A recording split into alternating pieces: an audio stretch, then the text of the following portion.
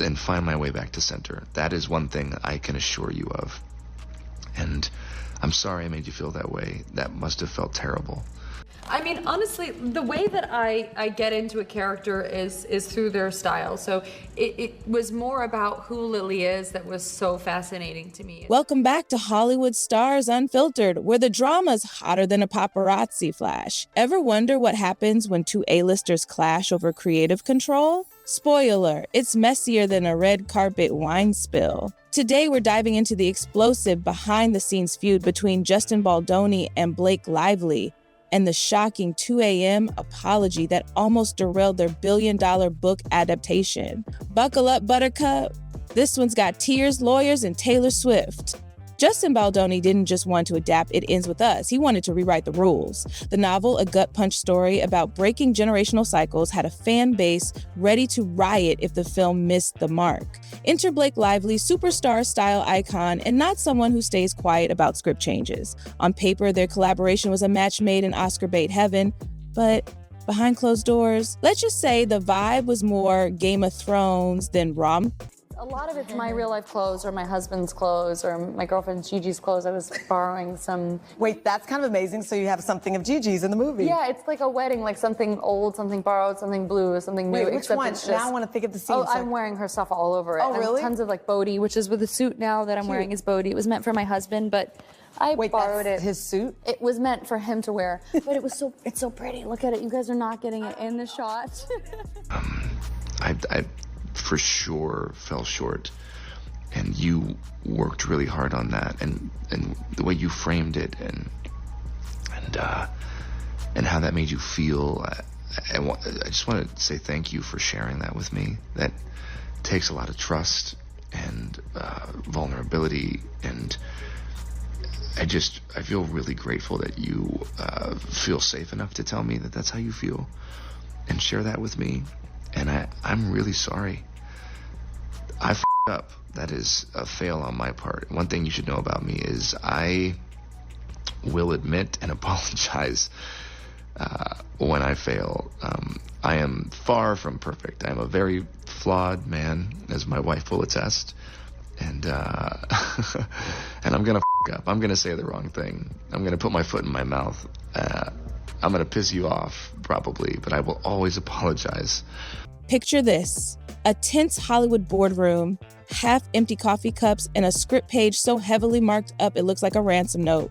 The battleground, a single rooftop scene, the emotional crescendo of It Ends With Us. For Baldoni, this moment was about quiet heartbreak, lingering glances, whispered regrets, a storm brewing in the silence. But Blake Lively, she stormed in with a full rewrite and 2 secret weapons. Turns out, Blake hadn't just tweaked the dialogue over wine nights. She'd roped in her husband, Ryan Reynolds' Deadpool-level chaos included, and Taylor Swift, queen of lyrical gut punches, to rework the scene. Their version, less slow burn, more emotional wildfire. Think shouting matches, shattered glass, and a twist where the female lead walks away first. It wasn't just a scene, it was a manifesto. An insider spilled. The layout wanted to scream what the book only whispered, but Baldoni wasn't having it. Just as a vibe director, mood board, soft lighting, the whole indie vibe a crew member shared, Blake's rewrite felt like a Marvel punchline meets a Taylor Swift bridge. He panicked. Arguments erupted over tone whiplash and audience whiplash. Baldoni insisted the scene needed breathing room. Blake fired back. Breathing room is where sexism hides.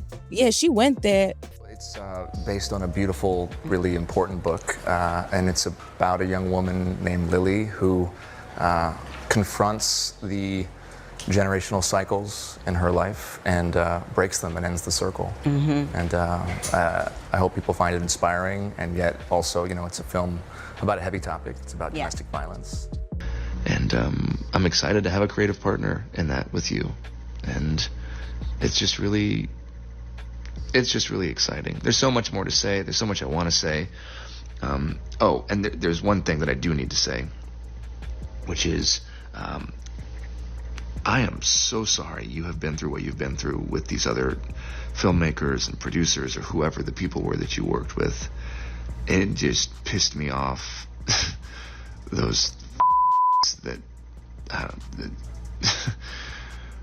just still kind of blown away that this is the industry that we're in and that you've experienced that as a woman. And I know I don't need to say it, but that's not at all going to be or will be, and hopefully it's not been the experience with me. There's nothing more exciting to me like that I get to work with Blake Lively and have her, all of her. I mean, that's what I want. And so there's been no hesitancy with me sending you the final draft file.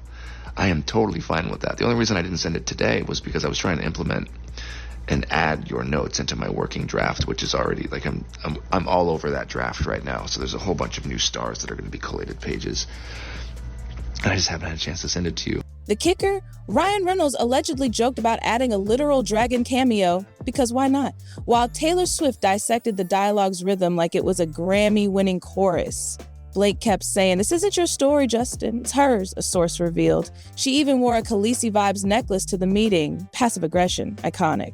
By the end, the room was split. Team Baldoni, traditionalist fearing the book fans' wrath, vs. Team Lively, chaotic creatives hungry for an Eternal Sunshine meets Bad Blood vibe. The standoff got so heated that Baldoni allegedly texted his wife, "Blake's dragons are breathing fire, send help." But there's no hesitancy. I'm happy to send it to you. And I'm sorry that has happened to you before. And I hope after this experience there will be a new, I don't know, I hope it'll be healing in some way. Because that's all I want. I want this movie to be healing. I want this movie to be commercial just like you and affect people and touch people. And I want to walk you through my whole plan and the work that we're doing with the domestic violence partner that we found, No More, and just my vision. And I just know that this can be really, really special, and it's going to be special. And you're the secret sauce, and we're the secret sauce. And anyways, I have so much more to say. I'm going to stop rambling because, Jesus Christ, it's been 6 minutes and 30 seconds, so me. I'm sorry. You probably have kids all over you and a baby on your boob, and you're listening to me ramble at 2 a.m. I hope you're feeling better, and give Ryan my love. Thank you for sending me that. It means the world to me that you trust me with your feelings and your thoughts like that. And I can't wait to spend more time with you. Okay, I'm done. Cutting myself off. Good night. We always tease each other. He was, after I gave birth, he was like, "Oh my gosh, if I lost you and I, went to the park with our 3 kids, I mean, think of the ladies I can." He's like, "This is a horrible thing to say."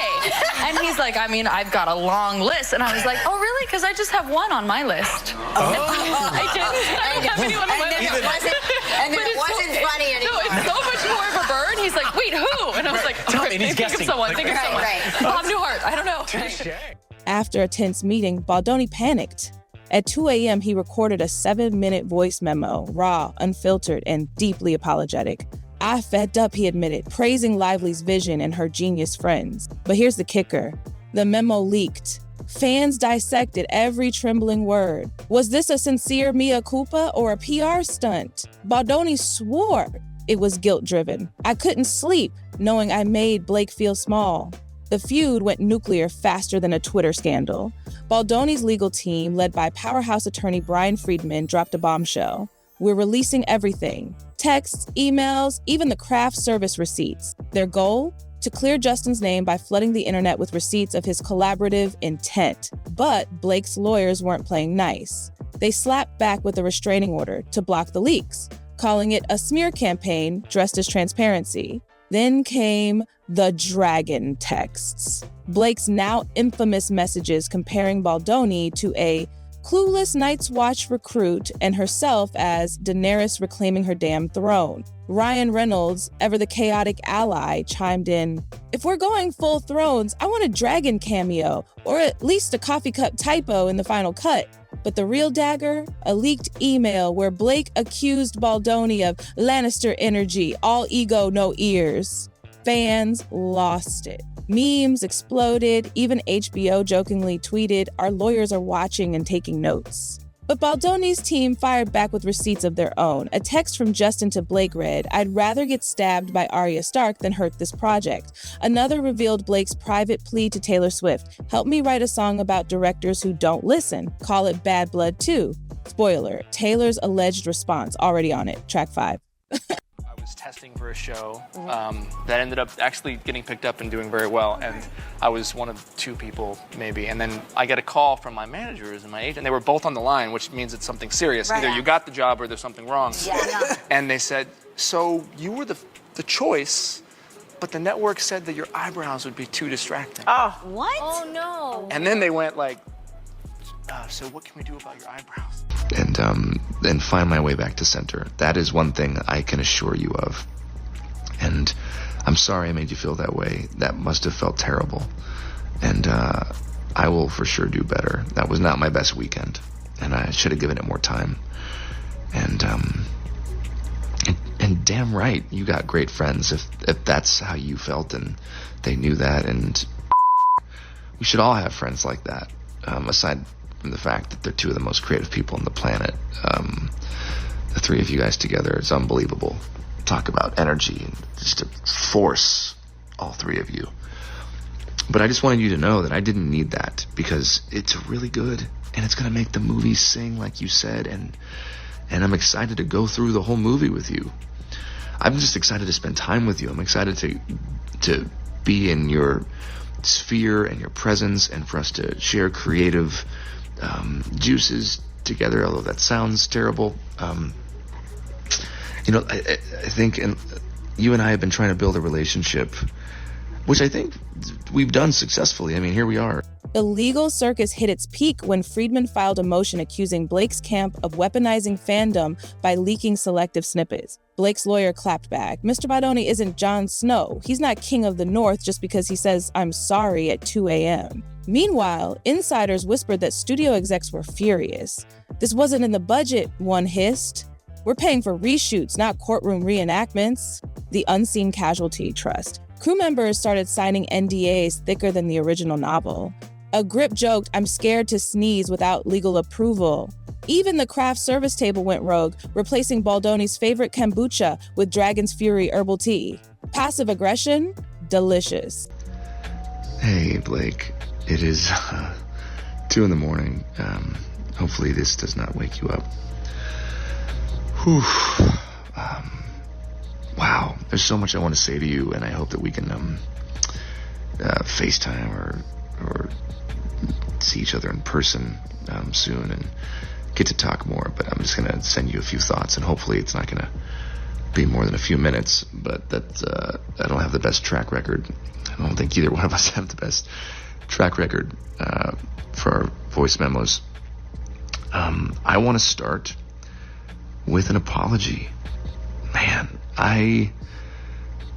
reading the second part of your message, my heart sank, and I'm really sorry. I'm honored, and I'm also more honored that because, what we're talking about is so important and so meaningful, that we're able to have this much anticipation, and so many people want to go see it and are talking about it. That's what I'm grateful for. And you had a key part in bringing it to the big screen. How did this all come to be? Well, in 2019, I read the book. I was sent the book by my book agent and friend at the time, and I was looking for films that could inspire, that were commercially viable, but also could really reach in and touch somebody's heart. But just when you thought it couldn't get messier, Blake dropped a truth bomb that made Baldoni's apology look like a Post-it note. Let's cut through the Hollywood glitter. Was this feud ever just about a script? Or did it expose the rotten core of an industry still gaslighting women who dared to demand a seat at the table? Baldoni, the director with a Sundance pedigree, Visa's Lively, the A-lister with a Gossip Girl legacy and 200 million Instagram stans. This wasn't a creative clash. It was a power play. Imagine if Ryan Reynolds had stormed into a director's office with rewrites. He'd be hailed as a hands-on genius. Blake? She got labeled difficult before the craft service could restock the kale chips. Insiders leaked that studio execs privately called her notes ambitious, read too loud for a lady. Meanwhile, Baldoni's initial resistance was shrugged off as artistic passion. Sound familiar? Cough Joss Whedon versus Gal Gadot call. Yes, Baldoni's 2 a.m. mea culpa was viral, but let's dissect it. Why does a man get applause for basic decency? Twitter erupted with takes like, he's not a hero, he's just doing the bare damn job. Others point to Taylor Swift's leaked text track 5 vibes as proof Blake's camp saw through the performativity.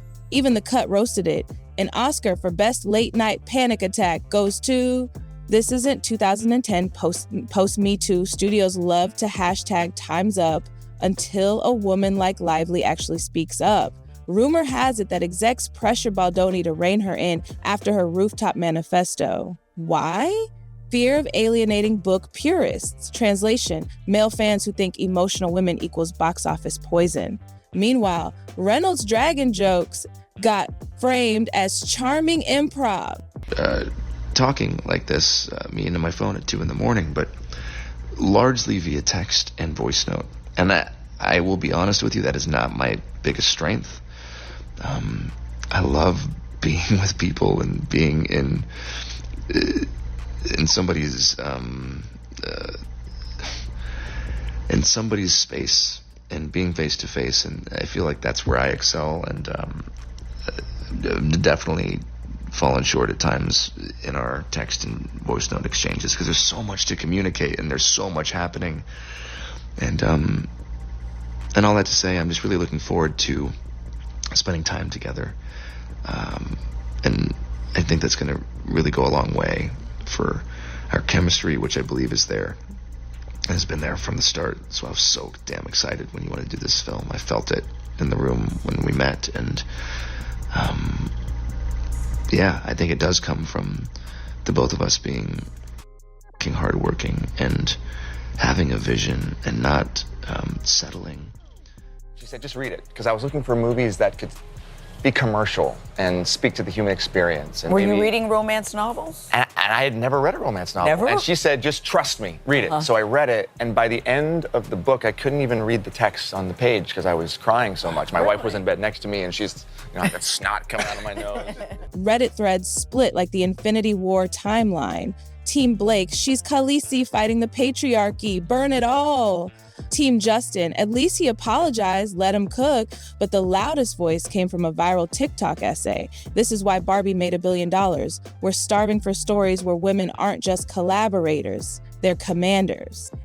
What if this feud saved the movie? Insiders hint Lively's rewrites added a jaw-dropping twist. The female lead doesn't just end the cycle of abuse, she sues the patriarchy. Baldoni, now enlightened, reportedly fought the studio to keep it. Justin's doing penance by rebelling against the suits, a source snarked. Even Reynolds lobbied, let Blake be Batman, I'll be Robin, with a flamethrower. So, does Hollywood really want women to collaborate or just to shut up and look pretty on the poster? The answer's in the final cut. If it ends with us flops, Blake's difficult label will stick, but if it soars, maybe, just maybe, dragons can melt the glass ceiling. It's a bit of a tough adjustment in our house, but it's good. I mean, I have two other daughters, so my oldest is very into the baby, but my middle child, not so much. But we're thinking of keeping her. Does she like play with her? What does she think? Well, she sort of like pretends to play with her. So like in the beginning, our oldest is like loving on her, and she's like very maternal, and then our middle daughter is just keeps away from her. Let's be real. Hollywood feuds have sunk entire franchises for less. Looking at you, fan for thighs. So, can It Ends With Us survive Baldoni and Lively's fiery clash, or is it doomed to become a cautionary meme? Grab your popcorn. We've got studio sabotage, secret reshoots, and a plot twist even Colleen Hoover didn't see coming. After the leaks, the studio panicked. Insiders say execs ordered 17 pages of rewrites to balance Blake's chaos with Justin's vibes. Translation? They Frankensteined the rooftop scene into a rom-com meets therapy session hybrid. But here's the kicker. Ryan Reynolds allegedly snuck into set wearing a dragon onesie during reshoots, yelling, "This is what you wanted, right? Drama." Classic Deadpool. So, meanwhile, Baldoni and Lively's chemistry got weirdly electric. Their tension on set?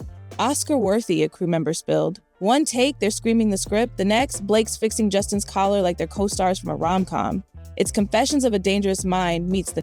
Instead of hiding the drama, marketing leaned hard into it. The trailer teased voice memo static with text, based on a true story about making this story. Fans lost it. The hashtag who end with us, trended for days. Even Colleen Hoover tweeted, "My book's about cycles of abuse, not directors apologizing at 2 a.m. But work."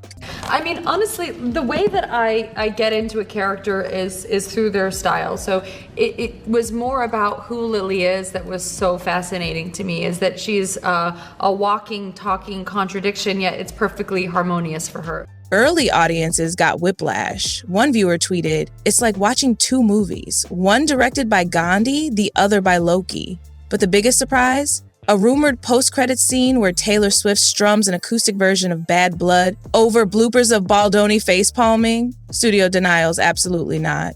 Swifties, absolutely.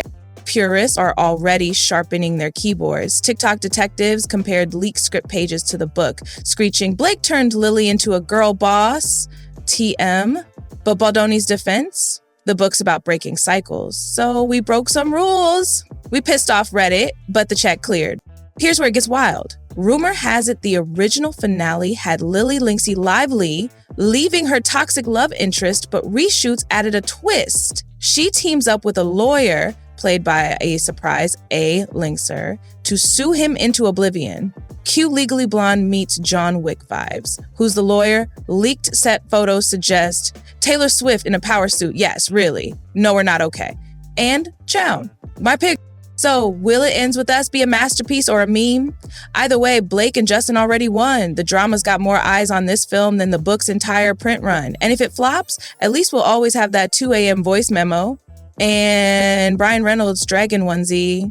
Was Baldoni's apology enough? Or is this just another Hollywood story where the guy gets applause for basic decency? Drop a comment, we're obsessed with your takes. And if you crave more unfiltered drama, smash subscribe. This is Holly signing off with a warning. Never send a voice memo after midnight. Stay messy. Bye.